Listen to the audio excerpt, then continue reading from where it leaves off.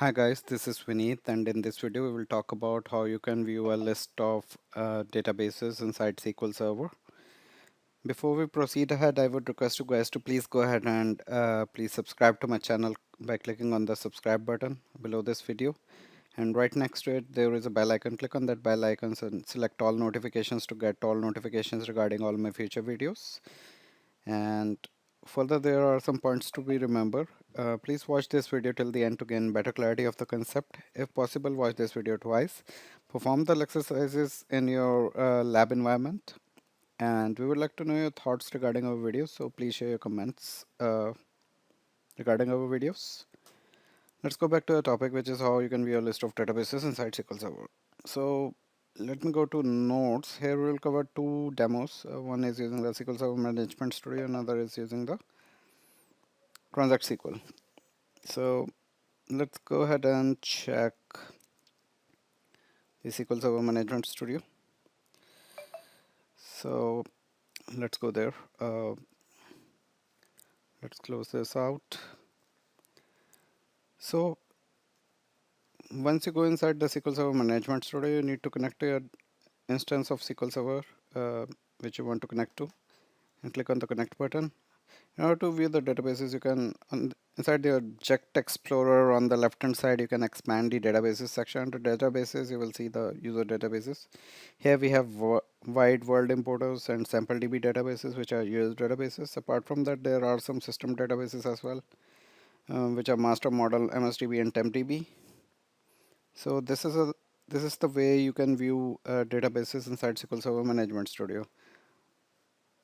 Now let me show you the way you can view databases inside T-SQL script. So I've opened up a query window. So in order to view a list of databases without connecting in Object Explorer, let me close Object Explorer. So we're connected to the master database right now. So let me do select a name is the name of the database, and then we need to specify the database ID. We are taking credit.